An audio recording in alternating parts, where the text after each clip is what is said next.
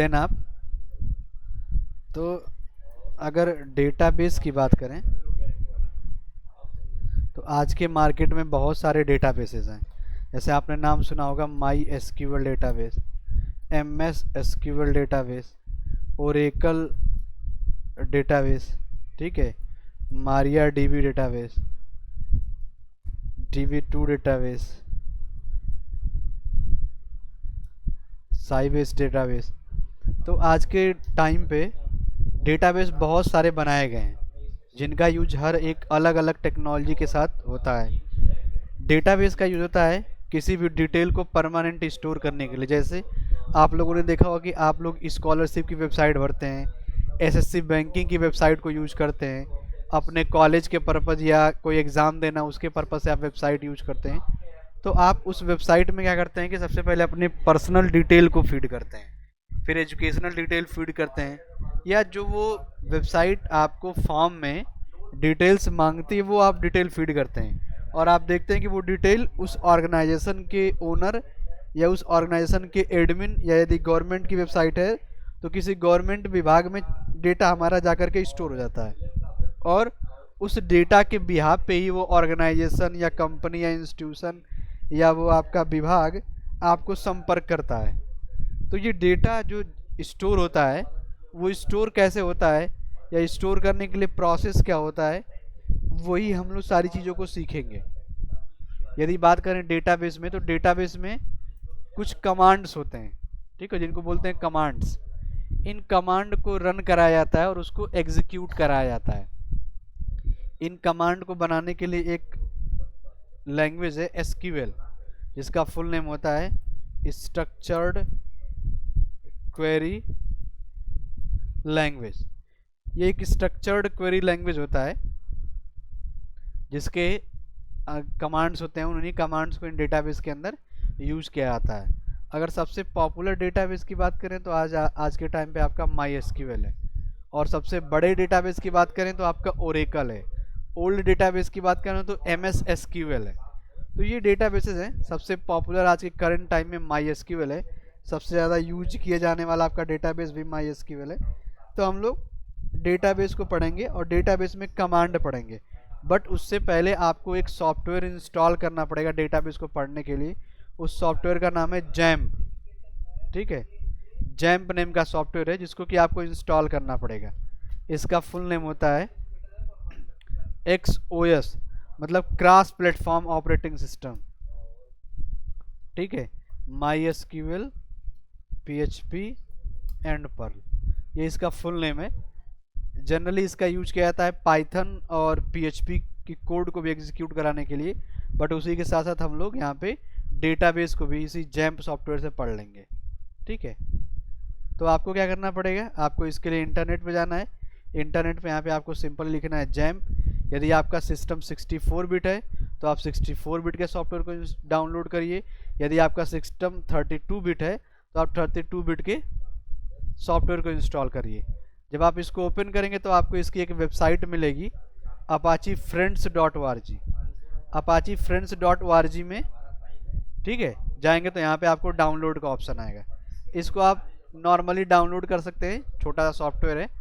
इसको इंस्टॉल आपको उसी तरीके से करना जैसे आप बाकी के सॉफ्टवेयर नेक्स्ट नेक्स्ट करके इंस्टॉल कर लेते हैं, उसको भी ऐसे इंस्टॉल कर लेना है। इंस्टॉल में थोड़ा सा ये टाइम लेता है, लगभग 5 से 7 मिनट का ये टाइम लेता है। अच्छा, 1 मिनट में अपना स्क्रीन शेयर कर रहा हूँ।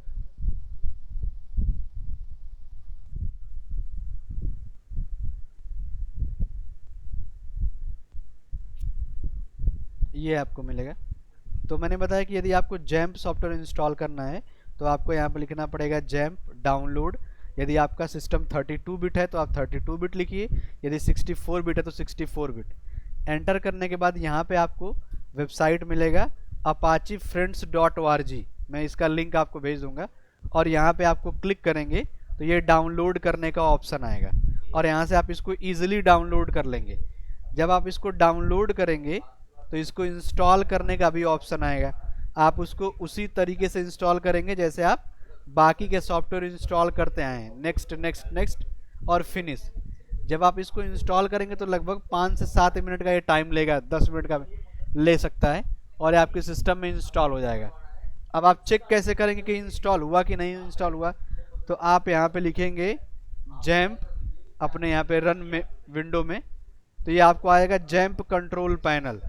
इस पे जब आप क्लिक करेंगे तो आपको एक और विंडो ओपन होगा, जैसे ये विंडो, और इसमें आपके पास आएगा स्टार्ट करने का ऑप्शन। मैं पहले से स्टार्ट कर रखा हूँ तो ये मेरे में स्टॉप का आ रहा है, आप में स्टार्ट का ऑप्शन आएगा।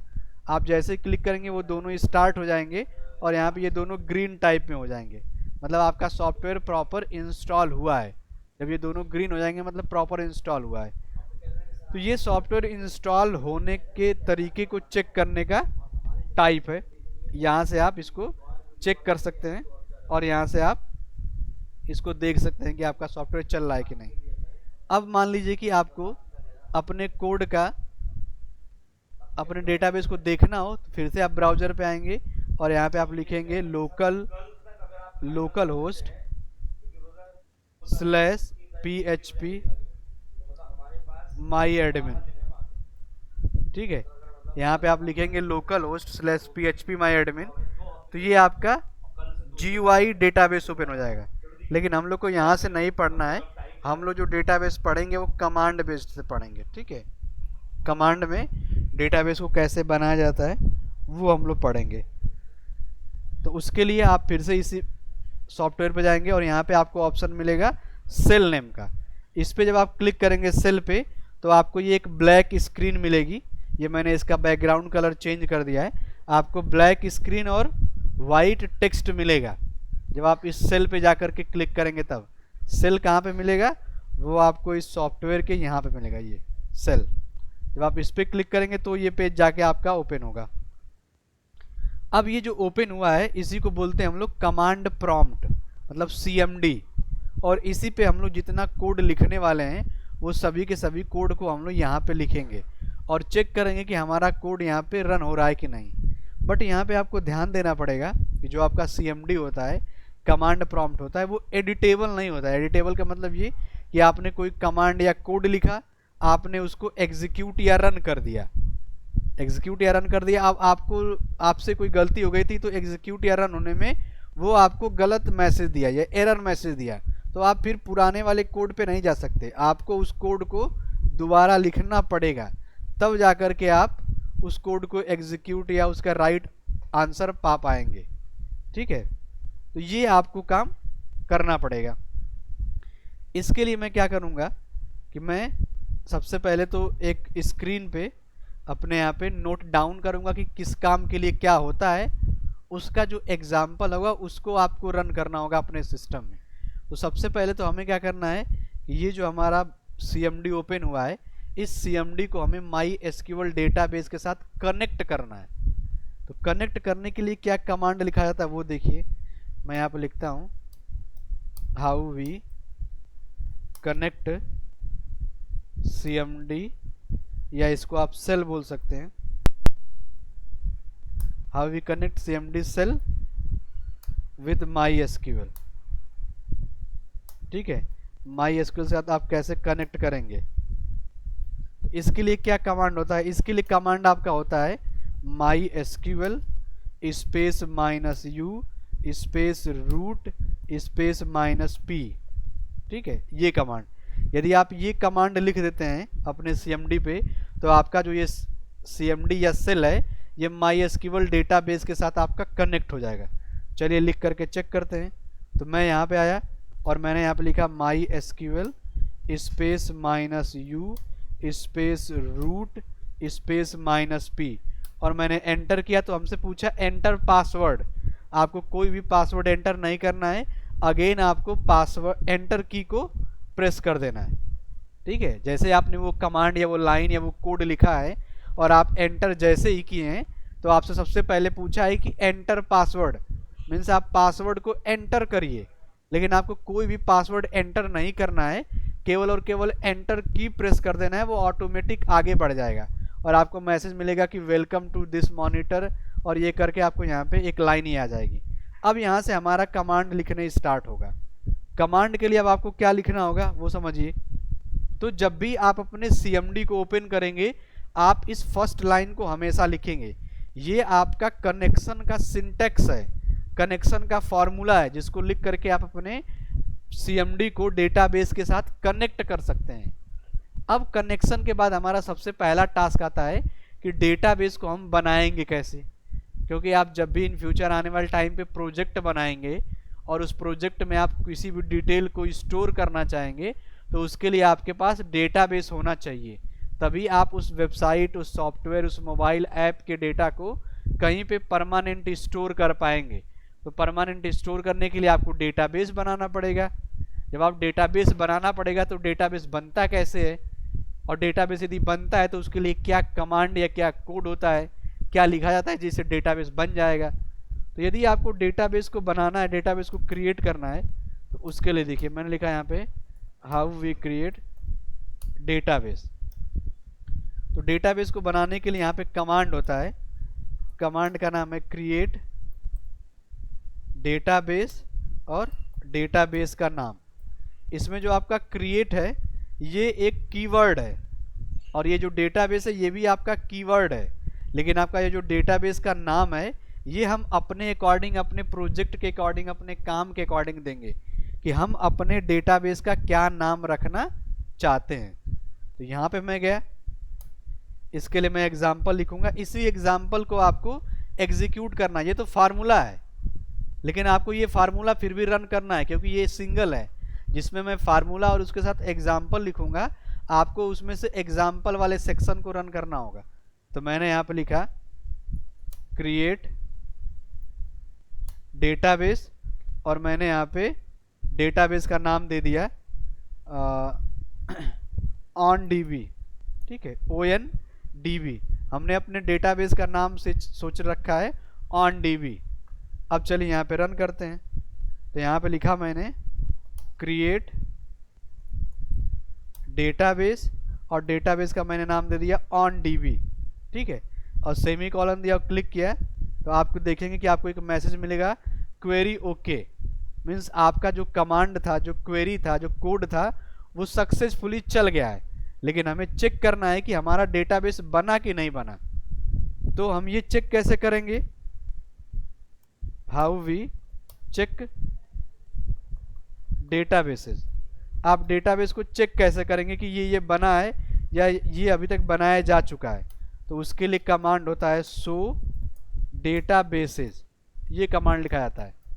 यदि आपसे कोई कहता है कि आपके टेबल में कितना डेटाबेस बना, ये हम कैसे देखेंगे, तो आपके लिए एक कमांड बना हुआ है, आपको लिखना है शो डेटाबेसेस, जिससे आप अपने MySQL के अंदर कितना डेटाबेस बना हुआ है वो देख सकते हैं या जान सकते हैं। जैसे देखिए अभी तो आपके सिस्टम में पहली बार होगा तो एक बना होगा, और जैम्प के 2-3 बाय डिफ़ॉल्ट होते हैं, बट मैंने बहुत सारे डेटाबेसेस बना रखे हैं तो मेरे में बहुत ज़्यादा डेटाबेस आएगा। जैसे देखिए मैंने लिखा है यहाँ पे शो डेटाबेसेस, एंटर किया तो यहाँ पे देखिए बहुत सारे डेटाबेस आ रहे हैं। अभी जो हमने OnDB बनाया है वो यहाँ पे आ रहा है। ये pro forma schema, information schema, MySQL और PHP MyAdmin, ये सभी के सभी पहले से जैम्प में ही बने बनाए आते हैं। बाकी ये जो ऊपर का है DB20, 21, DB123, batch DB, EXP DB, ये सब मैंने बनाया है अपने किसी पर्पस से, किसी काम के लिए।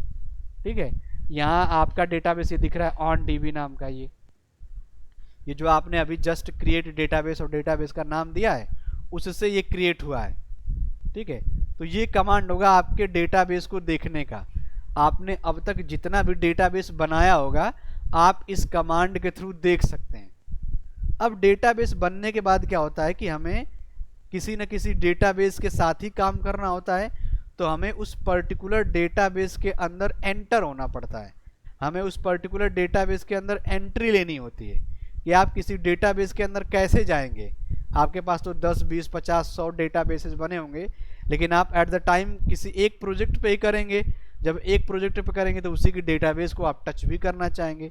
तो हम किसी डेटाबेस के अंदर कैसे जाएंगे, उसके लिए क्या लिखना पड़ता है कमांड, वो देखिए how we enter any database.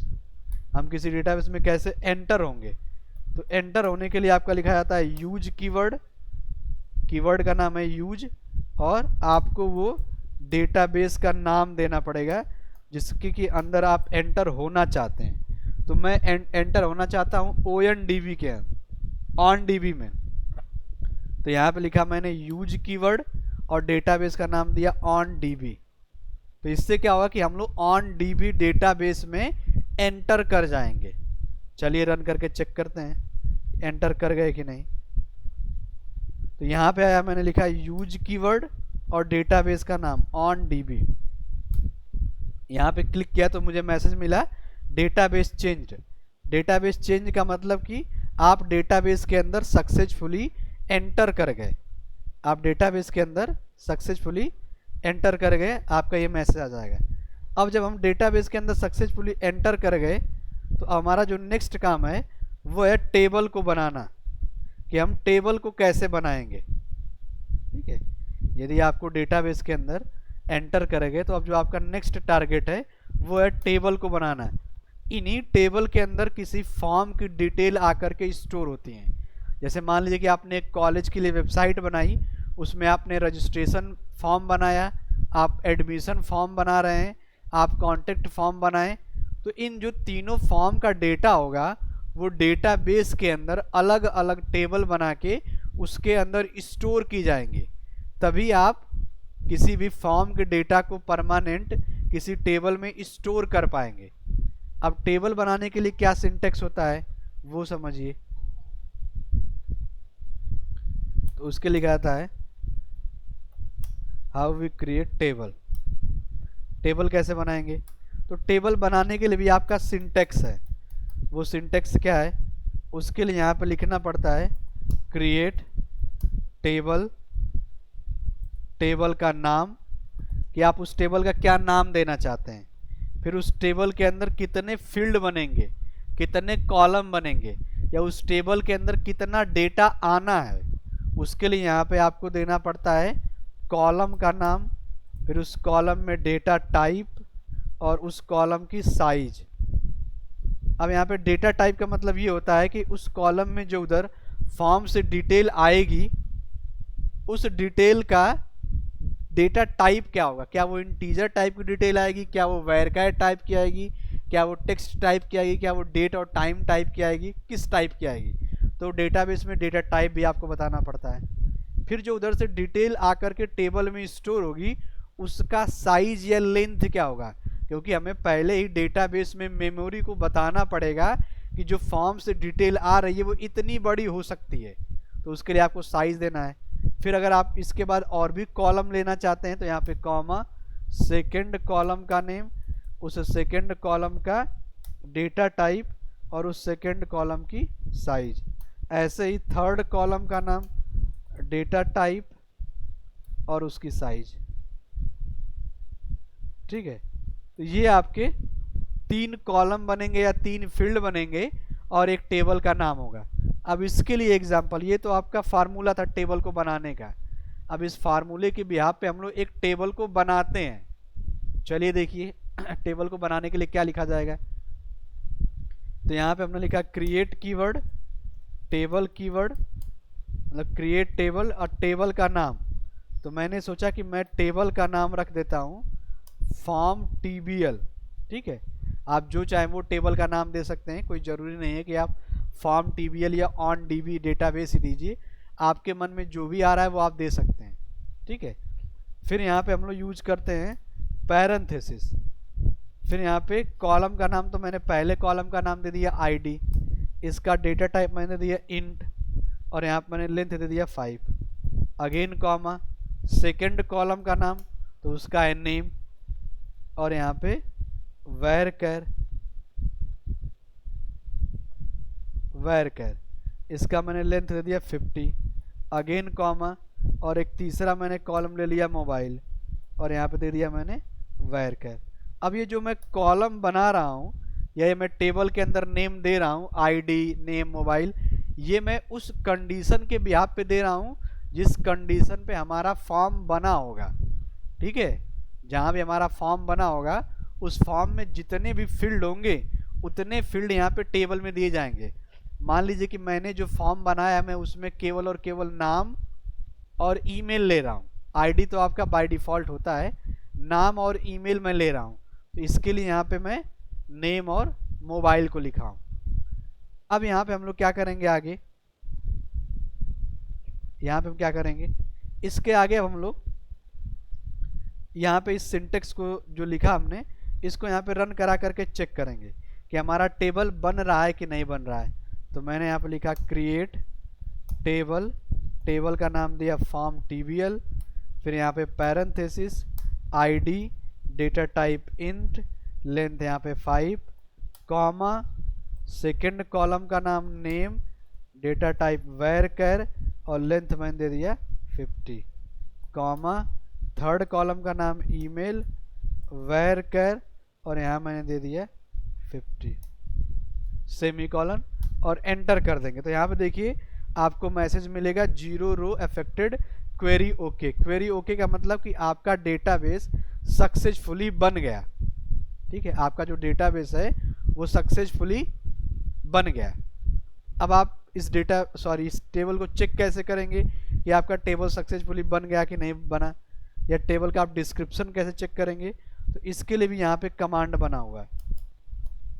यहाँ पे कमांड का ये होगा how we check table structure. आप किसी टेबल के स्ट्रक्चर को कैसे चेक करेंगे कि उस टेबल में आपने क्या क्या दिया था। जैसे यहाँ पे मैसेज तो आपको मिल गया कि क्वेरी ओके हो गया, लेकिन आप देखना चाहते हैं कि जो मैंने ये चीज़ें यहाँ पे टेबल के क्रिएट होते टाइम पे दिया था क्या वो बनी कि नहीं बनी। तो उसके लिए यहाँ पे आपको लिखना पड़ता है DESC, टेबल का नाम। DESC का मतलब है डिस्क्रिप्शन, और टेबल, जिस टेबल का आप डिस्क्रिप्शन देखना चाहते हैं, तो यहाँ पे एग्जाम्पल हो जाएगा आपका DESC और टेबल का नाम फॉर्म TBL। तो इससे क्या होगा कि फॉर्म TBL के अंदर आपका जो डेटाबेस है, आपके टेबल का जो डिस्क्रिप्शन है वो दिख जाएगा। देखिए यहाँ पे, तो यहाँ पे लिखा मैंने DESC और मैंने यहाँ पे टेबल का नाम दिया फॉर्म TBL। एंटर करेंगे तो इस पूरे टेबल का आपको स्ट्रक्चर दिख जाएगा। यही तो हम लोग ने लिया था, आईडी लिया था, नेम लिया था और ईमेल लिया था, उनका डेटा टाइप इंट लिया था, varchar लिया था। पहले वाले का लेंथ 50, दूसरे का 50 और तीसरे का भी 50 ही लिया था हम लोगों ने। तो ये जो आपका बना हुआ है फॉर्म TBL में ये स्ट्रक्चर, ये आपका बना है DESC टेबल के नाम से। ये आपको जो स्ट्रक्चर मिला है वो इस कमांड से आपको मिलेगा। अब यहाँ पे एक क्वेश्चन बनना चाहिए, आप समझिएगा कि मान लीजिए कि मैंने टेबल तो बना दिया, हमने फॉर्म TBL नाम का टेबल बना दिया और उसमें हमने 3 फील्ड भी बना दिया, एक आईडी फील्ड बना दिया, एक नेम फील्ड बना दिया और एक ईमेल फील्ड बना दिया। अब हमें बाद में ऐसी ज़रूरत पड़ी कि हमें इसमें नए कॉलम को ऐड करना है।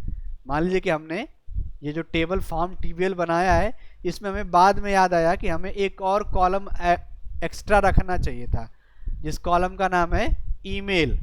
हमें ईमेल की भी ज़रूरत थी, तो नए कॉलम को ऐड कैसे करेंगे बने बनाए टेबल में। या आपको लगा कि इनमें से किसी कॉलम की हमें ज़रूरत नहीं है, मान लीजिए कि हमें ईमेल वाले कॉलम की ज़रूरत नहीं है, हमने गलती से बना दिया। अब हमें यदि हटाना हो तो हम क्या करेंगे, और जो आपने ये कॉलम का नाम दिया हुआ है आईडी, नेम, ईमेल, यदि इन फ्यूचर इनको आपको चेंज करना हो तो चेंज कैसे करेंगे, वो सारी चीज़ें आपको इस कमांड में समझ में आएंगी।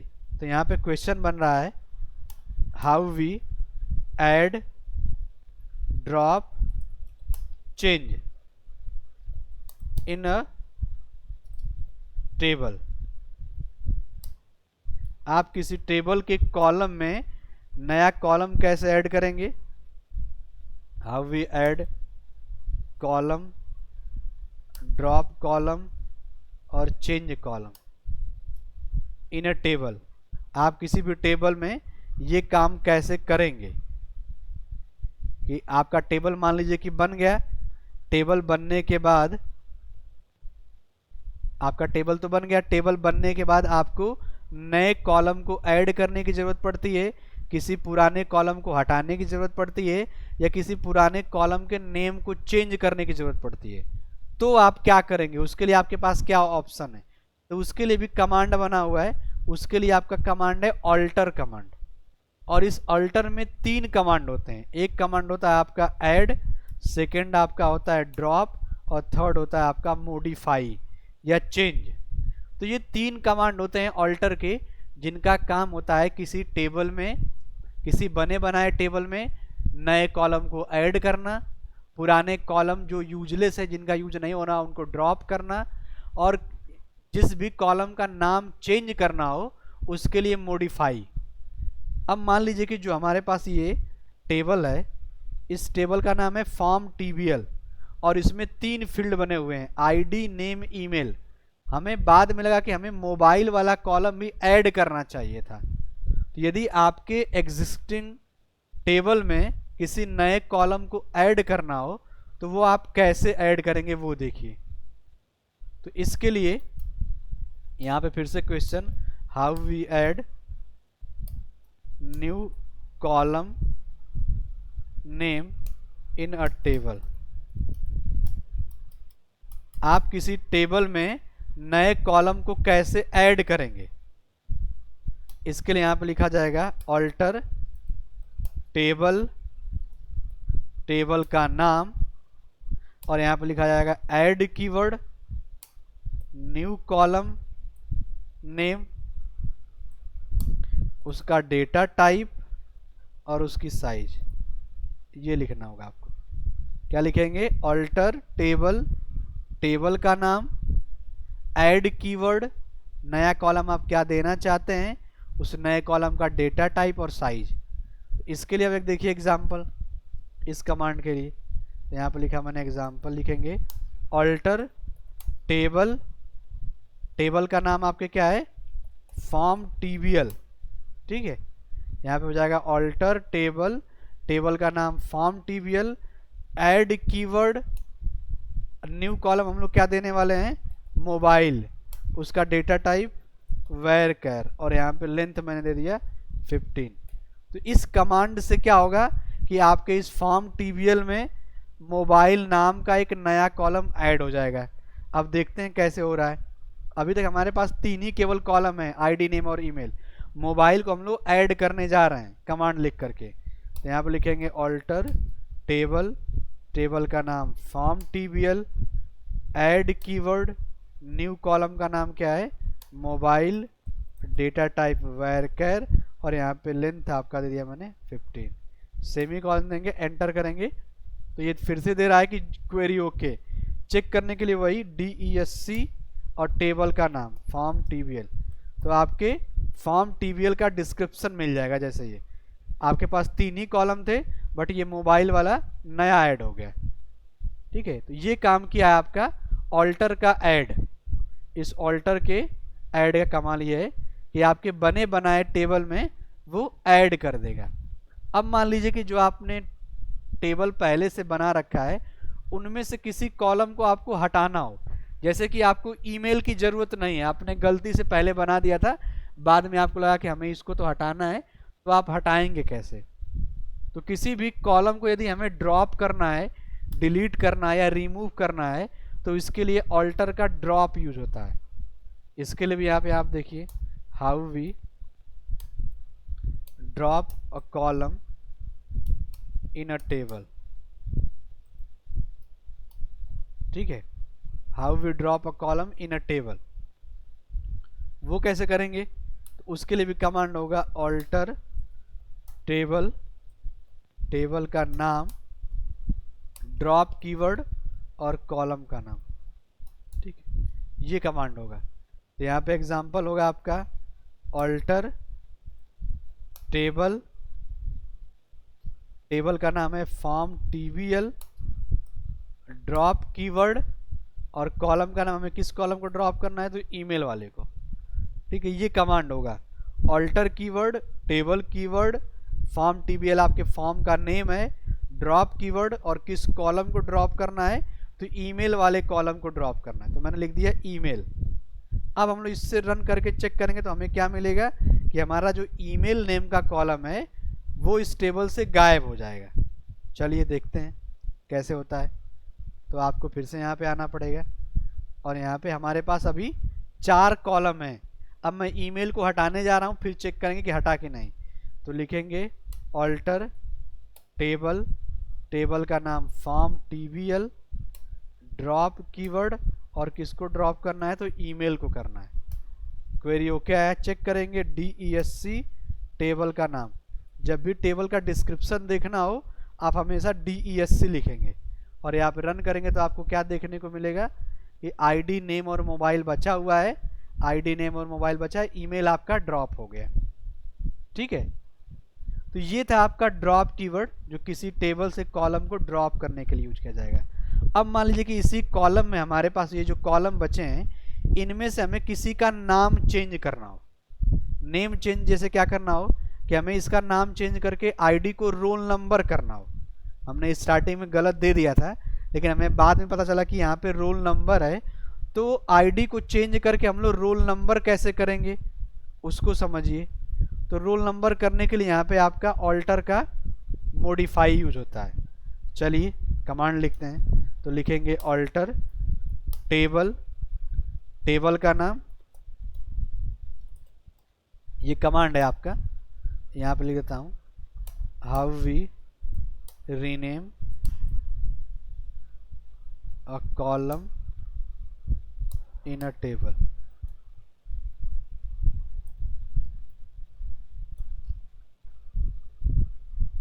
तो यहाँ पे कमांड होगा आपका ऑल्टर टेबल, टेबल का नाम, चेंज कीवर्ड यहाँ पे यूज होता है। ठीक है, मॉडिफाई की जगह पे यहाँ पे चेंज कीवर्ड यूज होता है।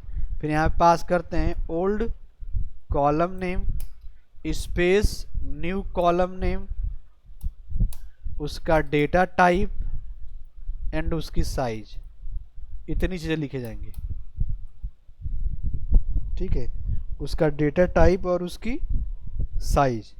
कमांड होगा आपका ऑल्टर टेबल, टेबल का नाम, change keyword, old column name, old column से चेंज करके आपको नया कॉलम क्या देना है वो नाम बताइए, डेटा टाइप और साइज। तो यहाँ पे लिखा मैंने ऑल्टर टेबल, टेबल का नाम form TBL, change keyword, change किसको करना है ID को, ID को चेंज करके क्या करना है रोल नंबर। ठीक है, डेटा टाइप इंट ही होगा, लेंथ यहाँ पे 5 एंड सेमी कॉलम। इतना हम लोग करेंगे तब जाकर के हम लोग किसी टेबल का हम लोग नेम को चेंज कर पाएंगे। चलिए अब इसमें आगे देखिए, तो इसको हम लोग रन करके चेक करते हैं। हमारा इस समय कॉलम का नाम है ID, अब इसी को चेंज करके रोल नंबर किया जा रहा है। तो यहाँ पे लिखा जाएगा आपका ऑल्टर टेबल, टेबल का नाम form TBL, change keyword, old column name क्या था ID, अब न्यू चेंज करके क्या करना है roll number, data type int और यहाँ पे लेंथ या साइज 5। एंटर करेंगे तो फिर से आएगा, चेक करेंगे DESC टेबल का नाम और यहाँ पे लिखेंगे फॉर्म TBL। तो यहाँ पे देखेंगे जो आपका ये ID कॉलम था अब वो चेंज होकर के रोल नंबर हो गया। तो इस तरीके से आप किसी एग्जिस्टिंग टेबल का नया कॉलम ऐड कर सकते हैं, पुराने कॉलम को हटा सकते हैं और किसी पुराने कॉलम के नेम को भी मॉडिफाई या चेंज कर सकते हैं। तो ये होता है आपके ऑल्टर का ऐड, ड्रॉप और मॉडिफाई। ये केवल और केवल टेबल के स्ट्रक्चर पे काम करते हैं, टेबल के डेटा पे नहीं। यदि डेटा की बात करें तो डेटा को चेंज करने के लिए, डेटा को हटाने के लिए आपका अलग कमांड होता है, लेकिन यदि हमें अपने टेबल के स्ट्रक्चर को चेंज करना हो तो आपको ये करना पड़ेगा। अब मान लीजिए कि आपको अपने पूरे टेबल का ही नाम चेंज करना हो तो आप कैसे चेंज करेंगे। उससे पहले आपको ये देखना हो कि आपने अब तक कितना टेबल बना रखा है, किसी डेटाबेस के अंदर आपने कितना टेबल बनाया है। मान लीजिए आप कल के डेट में अपना सिस्टम ओपन किया और आप भूल गए कि हमने कल कौन सा टेबल बनाया था। डेटाबेस के लिए तो मैंने बताया कि आप लिखेंगे शो डेटाबेसेस तो आपके सभी डेटाबेस आ जाएंगे, लेकिन उस डेटाबेस के अंदर कितने टेबल बने हैं ये हम कैसे देखेंगे? तो उसके लिए भी यहाँ पे कमांड बना हुआ है, how we check all table. आप कैसे चेक करेंगे सारे टेबल को? तो इसके लिए लिखा जाता है शो टेबल्स, ये कमांड लिखा जाता है शो टेबल्स। आप यदि इस कमांड को रन करेंगे तो आप देखेंगे कि जितने भी अब तक आपके टेबल बने होंगे वो सभी दिख जाएंगे। तो मैंने लिखा है यहाँ पे शो टेबल्स। तो अभी तक तो हम लोगों ने एक ही टेबल बनाया है फॉर्म टीबीएल, वो हमें यहाँ पे दिख रहा है। अब मान लीजिए कि हमें इस फॉर्म टीबीएल का नाम चेंज करके फॉर्म टेबल करना हो, मतलब इसके नाम को ही हमें रीनेम करना हो, पूरे टेबल के नाम को रीनेम करना हो, तो उसके लिए क्या कमांड होता है? How we rename table name. आप किसी टेबल के नाम का रीनेम कैसे करेंगे? ठीक है, तो उसके लिए आपका एग्जाम्पल होता है, यहाँ पे लिखा था है rename keyword, then table keyword, फिर आपका ओल्ड टेबल टू यहाँ पे न्यू टेबल। ठीक है, ये लिखेंगे। यहाँ पे क्या लिखेंगे? Rename keyword, table keyword, old table name to new table name. Rename keyword आपका क्या करेगा कि जो आपका पुराना टेबल का नाम था उसको चेंज करके जो भी आप नया नाम देंगे वो कर देगा। अगर इसके एग्जाम्पल की बात करें, ये एग्जाम्पल नहीं है, ये इसका सिंटेक्स है। यहाँ पे यदि हम लोग एग्जाम्पल की बात करते हैं तो यहाँ पे लिखेंगे रीनेम टेबल। ठीक है, ओल्ड टेबल का नाम, तो हमारे ओल्ड टेबल का नाम है फॉर्म टीबीएल, ये हमारे ओल्ड टेबल का नाम है। ठीक है, अब हमें इसको चेंज करके क्या करना है? इसको हमें चेंज करके फॉर्म टेबल करना है, ये करना है। पहले हमारे टेबल का नाम ये था फॉर्म टीबीएल, अब चेंज करके ये करने जा रहे हैं हम लोग। चलिए देखते हैं। तो यहाँ पे लिखा मैंने रीनेम टेबल, टेबल का नाम, ओल्ड टेबल का नाम, तो फॉर्म टीबीएल टू। अब नया क्या करना है? फॉर्म टेबल करना है।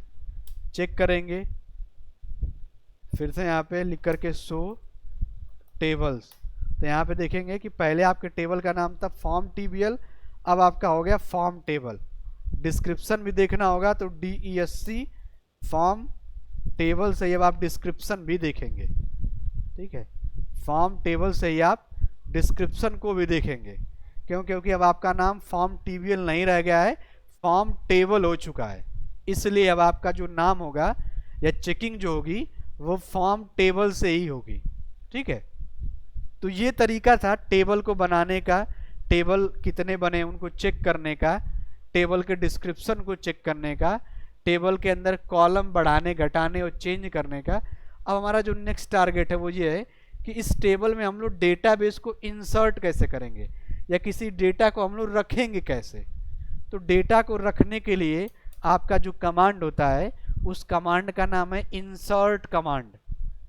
इसके जैसे how we insert any data in a table, किसी टेबल में डेटा को आप इंसर्ट कैसे करेंगे या स्टोर कैसे करेंगे, तो उसके लिए भी कमांड बना हुआ, उसके लिखा जाता है इंसर्ट इनटू टेबल का नाम, फिर उस टेबल के सभी कॉलम का नाम, किन किन कॉलम में आपको डेटा रखना है। तो कॉलम फर्स्ट, कॉलम सेकंड, जितने भी आपके कॉलम है उन सभी कॉलम का नाम, फिर यहाँ पे वैल्यूज, और यहाँ पे हम लोग लिखते हैं value first comma value second comma value third, क्योंकि 3 कॉलम है तो 3 ही डेटा भी होगा, सेमी कॉलम।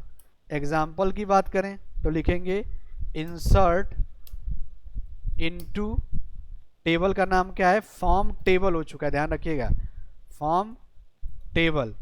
इस फॉर्म टेबल के सभी कॉलम का नाम, तो पहले कॉलम का नाम है आईडी, सॉरी आईडी नहीं, अब चेंज होकर के रोल नंबर हो गया है, रोल। सेकंड है आपका नेम, और थर्ड है आपका मोबाइल। यहाँ पे आप चेक भी कर सकते हैं क्या क्या है, तो रोल नंबर, नेम और मोबाइल, ये आपके कॉलम के नेम है। फिर यहाँ पे हम लोग देंगे वैल्यूज, और यहाँ पे हम पास करेंगे वैल्यू। तो यहाँ पे दे दिया मैंने वैल्यू में पहले रोल नंबर मैंने दे दिया 100, फिर यहाँ पे मैंने नेम में दे दिया गोपाल, और यहाँ पे मैंने मोबाइल में कोई एक मोबाइल नंबर दे दिया, और यहाँ पे मैंने किया सेमीकोलन।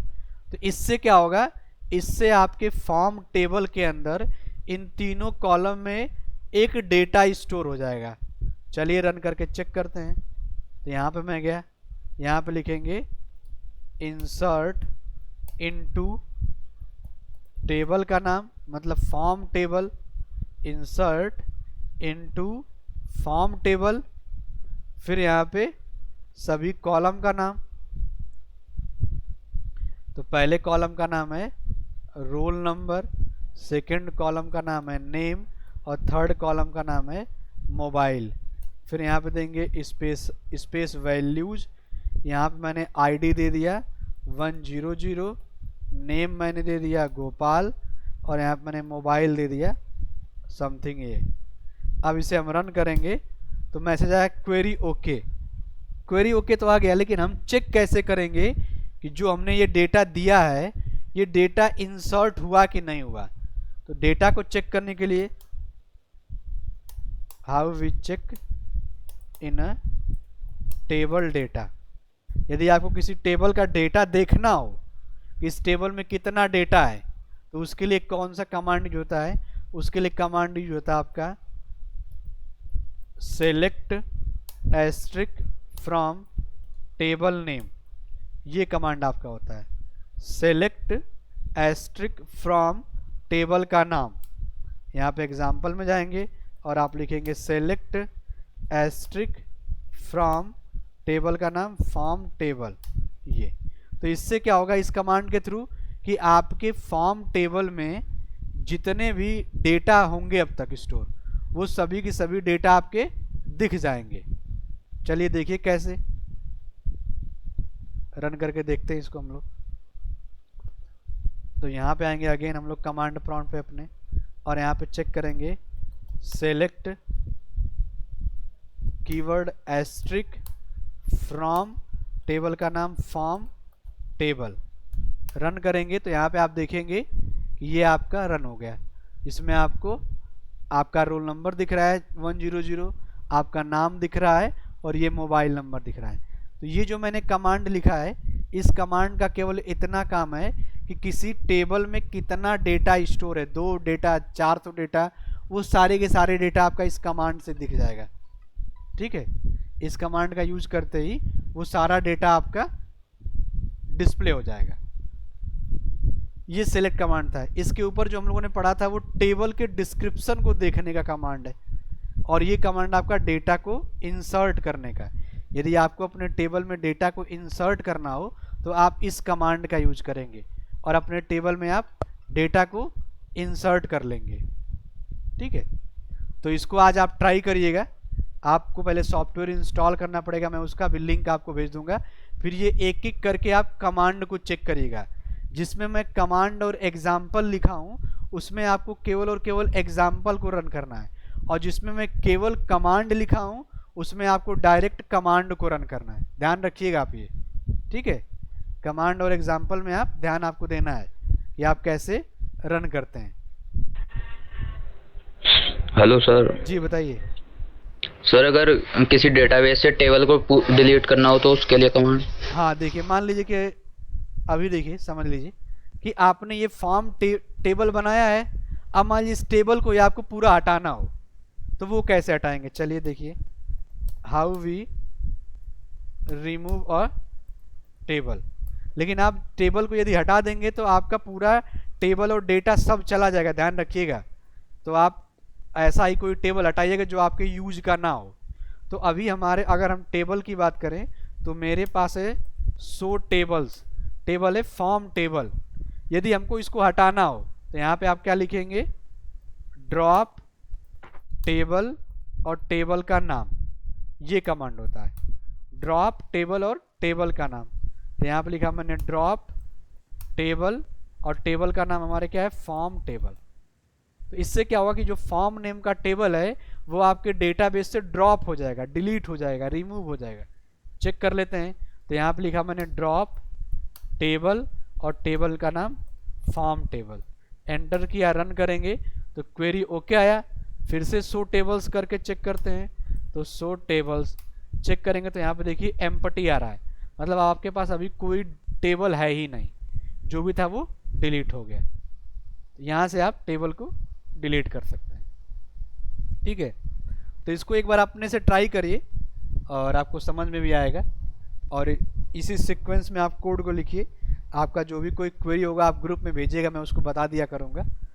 एक चीज़ का और ध्यान दीजिए कि आप जो ये कमांड प्रॉम्प्ट यूज करेंगे आपको ब्लैक स्क्रीन मिलेगी, तो आप इसमें बैक नहीं जा सकते। मान लीजिए कि मैंने कुछ गलती लिख दिया और मैंने इसको एग्जीक्यूट कर दिया, तो इससे क्या होगा कि आप बैक नहीं जाएंगे, आपको सही सही फिर से कोड को लिखना पड़ेगा। ये ध्यान देना आपको। और ऐसा नहीं कि आपको यहाँ पे बार बार इसको बंद कर देना। यहाँ से यदि आप ये बंद करेंगे तो जो सबसे पहली लाइन हम लोग लिखे थे इसको आपको बार बार लिखना पड़ेगा। ये दूसरी लाइन आपको हमेशा नहीं लिखना है, ये सेकेंड लाइन आपको तभी लिखना है जब आप नया डेटाबेस बनाना चाहते हैं तब। आप यदि पहले से कोई डेटाबेस बना चुके हैं, जैसे हमने OnDB बना रखा है, आप हमें यदि काम इसी डेटाबेस के अंदर करना है तो ये फर्स्ट लाइन लिखने के बाद आपको सबसे बाद ये लिखना है यूज। मीन्स आपको आपका पहले से यदि डेटाबेस बना हुआ है तो आपको केवल डेटाबेस के अंदर एंटर करना है। मान लीजिए कि कल के डेट में मैं आपको पढ़ाने आऊँगा तो मैं सबसे पहले ये लाइन लिखूँगा, अपने CMD को MySQL से कनेक्ट करूँगा और कनेक्ट करने के बाद मैं डायरेक्ट डेटाबेस के अंदर एंटर करूँगा। मैं डेटाबेस को क्रिएट नहीं करूँगा क्योंकि मेरा कल का डेटाबेस ऑलरेडी क्रिएट हुआ रहेगा, इसलिए। हाँ, यदि मुझे नया डेटाबेस बनाना है, नए किसी वेबसाइट, नए किसी प्रोजेक्ट पे काम करना है, उसके लिए नया डेटाबेस बनाना है, तो मैं फिर से ये वाला कमांड लिखूँगा। ध्यान रखिएगा आप। ठीक है, तो आज के लिए इतना रखते हैं, बाकी कल फिर से हम लोग कनेक्ट करेंगे। धन्यवाद सभी का। कल आप फिर से कनेक्ट होइए और उसको समझिए। ठीक है, थैंक यू एवरीवन।